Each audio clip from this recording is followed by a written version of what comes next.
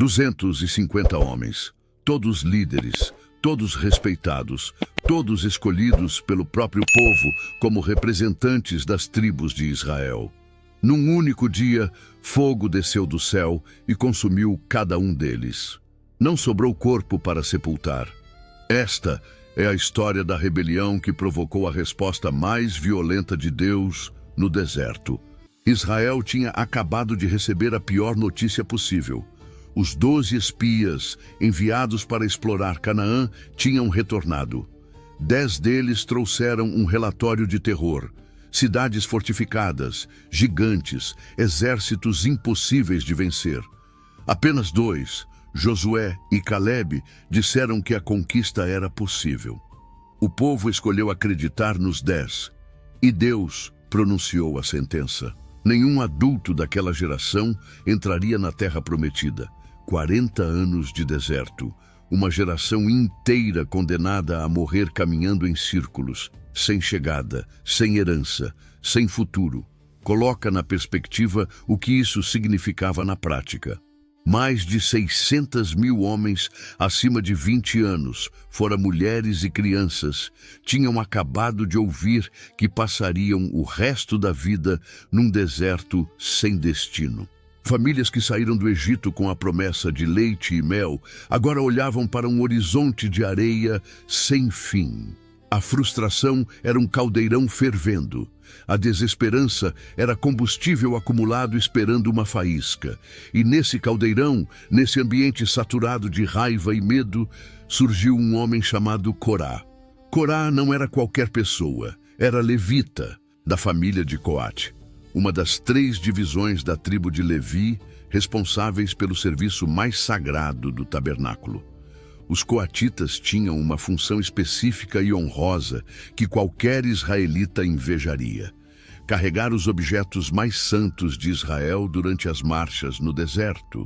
A Arca da Aliança, a mesa dos pães da proposição, o candelabro de ouro puro com seus 7 braços, o altar de incenso revestido de ouro. Tudo isso era responsabilidade exclusiva dos coatitas. Quando o acampamento se movia, os sacerdotes cobriam cada objeto sagrado com tecidos específicos, e os coatitas os carregavam nos ombros.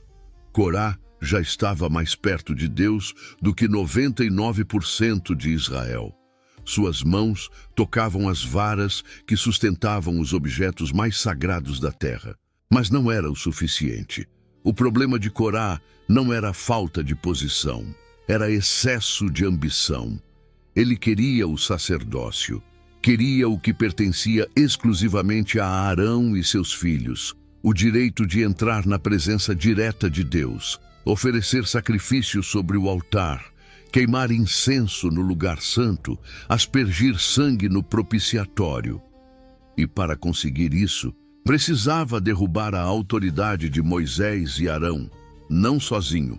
Corá era inteligente demais para se rebelar sozinho. Um homem protestando é um inconveniente. 250 líderes protestando é uma revolução. Ele recrutou com precisão cirúrgica. O texto de Números 16, versículo 2, é específico sobre o calibre dos aliados. Eram príncipes da congregação, convocados para as assembleias, homens de renome. Não eram marginais descontentes, não eram anônimos sem influência. Eram a elite política, tribal e militar de Israel. Homens que o povo admirava, ouvia, seguia e obedecia. Cada um deles comandava centenas ou milhares de pessoas. E junto com eles, Corá trouxe 2 aliados cruciais de outra tribo, Datã e Abirão, da tribo de Ruben. A escolha de Datã e Abirão não foi acidental. Ruben era o primogênito de Jacó. Na lógica tribal antiga, a tribo do primogênito deveria ocupar posição de liderança sobre as demais. Mas quem liderava Israel era Moisés, da tribo de Levi, não de Ruben. E quem ocupava o sacerdócio exclusivo era Arão, também levita. Para Datã e Abirão, a questão era visceral. A primogenitura de Ruben tinha sido usurpada por uma família que não tinha direito natural à liderança. Corá ofereceu a eles uma narrativa conveniente e poderosa. Moisés e Arão tinham concentrado poder demais nas próprias mãos, e era hora de redistribuir as funções entre todas as tribos. A acusação que fizeram a Moisés revela a sofisticação da estratégia. Números 16, versículo 3, registra as palavras exatas. Vocês foram longe demais. Toda a congregação é santa, todos são santos, e o Senhor está no meio deles. Por que vocês se elevam acima da Assembleia do Senhor? Repara na construção do argumento. Não disseram que Deus não existia, não questionaram a saída do Egito, não negaram os milagres, usaram a própria teologia de Moisés contra ele. Deus tinha declarado que Israel era reino de sacerdotes e nação santa, em Êxodo 19, versículo 6. Corá pegou essa frase e a transformou em arma retórica. Se Deus disse que todos são santos, por que só Arão e seus filhos podem queimar incenso e entrar no lugar santo? Era um argumento sofisticado, quase democrático, quase justo e completamente errado. Porque santidade coletiva não anula funções específicas. Deus chamar Israel de nação santa não significava que cada indivíduo podia exercer qualquer função sagrada. Do mesmo modo que um corpo inteiro é vivo, mas nem toda célula é um olho. A santidade de Israel era real. O sacerdócio de Arão também era. Corá confundiu identidade com função, deliberadamente. Moisés entendeu imediatamente a gravidade do que estava acontecendo.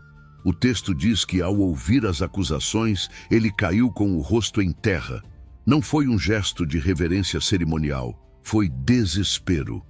Moisés sabia o que estava em jogo. Não era uma disputa trabalhista, não era uma reivindicação salarial. Era uma contestação direta da ordem que Deus tinha estabelecido pessoalmente no Sinai. Quando Deus separa funções e alguém decide que essa separação é injusta, o conflito não é com o líder humano, é com Deus. E Moisés conhecia Deus bem o suficiente para saber como ele respondia a desafios diretos. A resposta de Moisés foi brilhante na sua simplicidade estratégica.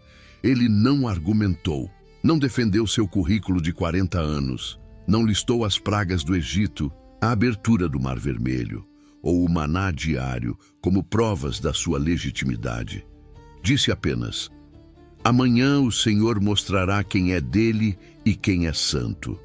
E propôs um teste que eliminava qualquer subjetividade. Cada um dos 250 líderes deveria pegar um incensário de bronze, colocar fogo e incenso nele e se apresentar diante da entrada do tabernáculo.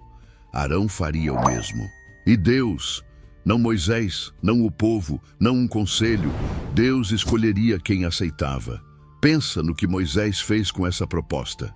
Ele tirou a si mesmo completamente da equação, transformou uma disputa política entre homens numa decisão exclusivamente divina.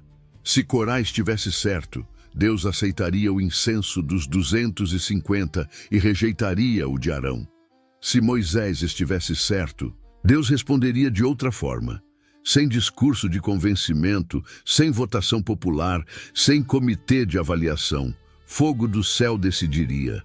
E fogo do céu não mente, não negocia e não faz política. A noite que se seguiu deve ter sido a mais tensa da história do acampamento israelita. 250 homens preparando incensários de bronze, famílias divididas entre apoiar a rebelião ou permanecer com Moisés. Conversas sussurradas entre tendas, alianças sendo feitas e desfeitas. O acampamento inteiro escolhendo lados num conflito que na manhã seguinte teria resolução definitiva. Corá provavelmente passou a noite convencendo mais pessoas, solidificando alianças entre as tribos, ensaiando o discurso da vitória. Ele não esperava perder. Ninguém mobiliza 250 líderes esperando ser consumido pelo fogo. Quando o sol nasceu sobre o deserto, 253 homens se postaram diante da entrada do tabernáculo.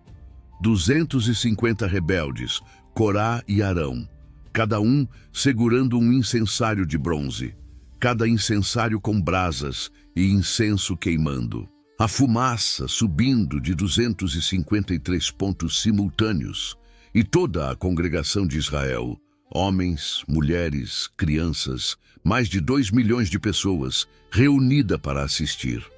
Era o julgamento mais público que o deserto já tinha presenciado. Não havia como esconder o resultado. Não havia como reinterpretar. O céu responderia diante de todos. Mas antes do fogo, houve uma tentativa final de resolução. Moisés mandou chamar Datã e Abirão para que viessem ao tabernáculo e se apresentassem junto com os demais. Eles recusaram, sequer saíram das tendas. A resposta que enviaram está registrada em Números 16, versículos 13 e 14, e revela o nível de ressentimento que fermentava há meses. Você nos tirou de uma terra que mana leite e mel para nos matar no deserto e ainda quer se fazer príncipe sobre nós? Além disso, não nos trouxe a uma terra que mana leite e mel, nem nos deu campos e vinhas por herança. Quer arrancar os olhos destes homens? Chamaram o Egito, o lugar onde foram escravos por 430 anos, onde seus filhos foram jogados no Nilo, onde trabalharam fabricando tijolos sob chicote, de terra que mana leite e mel. A inversão era total. Na memória reescrita de Datã e Abirão, o Egito era o paraíso perdido, e Moisés era o tirano que os arrancou de lá. Moisés ficou furioso, não com a fúria impulsiva que o levou a quebrar as tábuas da lei ou a matar o egípcio décadas antes. Uma fúria mais profunda, a de um homem que sacrificou tudo por um povo que agora o acusava de tirania. Números 16, versículo 15, registra sua oração a Deus. Não aceites a oferta deles. Nenhum jumento deles eu tomei, nem a nenhum deles fiz mal. Era o testemunho de uma vida inteira de serviço, sendo contestada por homens que nunca carregaram o peso que ele carregava. Então veio o momento que mudou tudo.